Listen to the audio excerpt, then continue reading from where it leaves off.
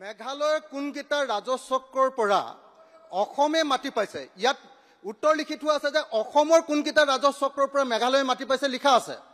মেঘালয় কোনকেইটা ৰাজচক্ৰৰ পৰা অসমে মাটি পাইছে কাৰণ তেখেতে কৈছে যে আমি দিছো আৰু লৈছো ইয়াতো কতো মেঘালয়ৰ কোনো ৰাজচক্ৰৰ নাম নাই অসমৰ ৰাজচক্ৰৰ মাটি দিয়াৰহে নাম আছে ইয়াতে গোটেইখিনি অনাৰেবল মিনিষ্টাৰে ক'ব এতিয়া মাননীয় আপুনি আছে যদি আছে নাই যদি নাই মাননীয় অধ্যক্ষ মহোদয় ইয়াত স্পষ্টভাৱে দেখুওৱা হৈছে মই জাষ্ট এটা উদাহৰণ দিছো কামৰূপ জিলাৰ বকুৰ ঠাই নাম কেইটা আছে তাৰাবাৰী গিজাং আৰু বকলাপাৰা এতিয়া বিবাদমান ভূমিৰ পৰিমাণ অধ্যক্ষ মহোদয় তাৰাবাৰীৰ 4.69 সেই তাৰাবাৰীত এৰি দিয়া ভূমিৰ পৰিমাণো 4.69 এটো কোনো আমি লাখদুক লুকদাক কৰা নাই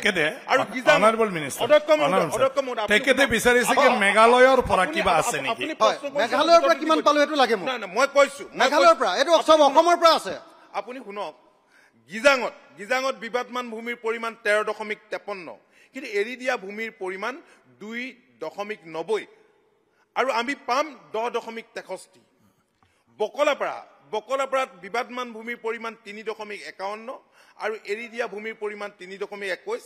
পাবলগীয়া ভূমিৰ পৰিমাণ 30 এনে ধৰণে আমি গোটেই তথ্যকাৰে এইখন আমি মেঘালয় ক'ৰ পৰা পাইছো এটো সব অসমৰ মাটি লিখি দিছে আপুনি মইতো কলোৱে গিজাঙত লিখি দিছে যে এটো অসমৰ মাটি গিজাঙত ভূমিৰ পৰিমাণ আছে লিখি দিছে যে এটো অসমৰ মাটি আৰু এৰি দিয়া ভূমি কমপ্লিটলি অসমৰ মাটি আপোনালোকে মেঘালয় দি আছে বিবাদৰ আপুনি হদনত জুৰকে ক'লে কেনেকে হ'ব অসমৰ সাংবিধানিক সীমাৰ ভিতৰত মাটি দি আছে আপুনি আগতে মাননীয় অধ্যক্ষ মহোদয় সব অসমৰ মাটি দি আছে আগতে শুনিলো অখিল গগৈ বনাইছো নেকি আমি অখিল গগৈ অলপ শুনিলো আৰু দি আছে মই ৰিপ্লাইটো দি আছো আপুনি শুনিবলৈ আপোনাৰ ধৈৰ্য নাই অলপ শুনিলো আপোনাৰ অখিল গগৈ কেনেকে ধৈৰ্য ৰাখিম অসমৰ মিছা কথা কৈ থাকিলে কেনেকে ধৈৰ্য ৰাখিম প্লিজ আৰু এই অখিল গগৈয়ে সদনৰ মজিয়াত যিমান ডিষ্টাৰ্ব কৰিছে যোৱা দিনবিলাকত অসমৰ ইতিহাসত হয়তো কোনেও ডিষ্টাৰ্ব কৰা নাই ইমান অতীত আত্মা এখেতক উত্তৰ দি কোনো সন্তুষ্টি আপুনি দিব নোৱাৰো ছাৰ মই দিব নোৱাৰো কোনো ইয়াৰ দিব নোৱাৰে গতিকে ক'বলগীয়া কথাখিনি ক'লো আৰু মই ভাবো যে এই কথাখিনি ইমান স্পষ্ট কৰি মেঘালয়ৰ পৰা কিমান মাটি পাইছো এইটো কৈ দিলে হৈ গ'ল গটে ডিসপুট আছে মেঘালয়ৰ পৰা কিমান মাটি পাইছো আমি সব অসমৰ পৰা পোৱা মাটিবিলাকৰ নামহে দিছে ইয়াতে চক আপুনি চক ৰাজচক্ৰৰ নামটো দি দিছে বকু ৰাজচক্ৰটো মেঘালয়ৰ অখিল গগৈ ডাঙৰীয়া মেঘালয়ৰ পৰা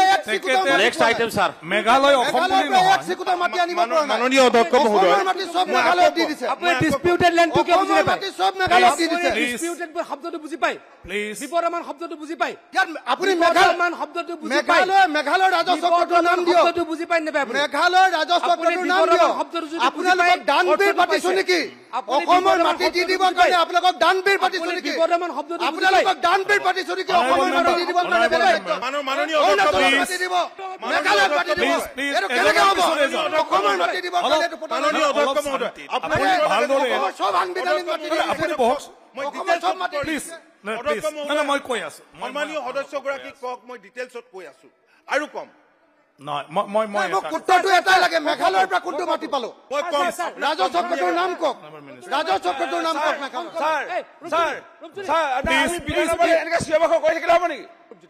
স্যাৰ এখন ৰিজনেল কমিটিৰ ময়ো সভাপতিত্ব কৰিছো এখেতক মই চ্যালেঞ্জ কৰো এখেতে মোৰ লগত বলক ও পাত্ৰৰ কুছিলে যাব নালাগে ইয়াৰ উত্তৰটো দি দিয়ক মেঘালয় কোন ৰাজচক্ৰৰ পৰা মাটি পাইছো বলক এ আপুনি দম নিদিব কথাটো কওক মেঘালয় কোন মাটি পাইছো মাটি পাইছো আমি মেঘালয় ক'ৰ পৰা মাটি পাইছো আপোনাৰ কোৱেশ্চন নহয় স্যাৰ মেঘালয় বনোৱা পুখুৰী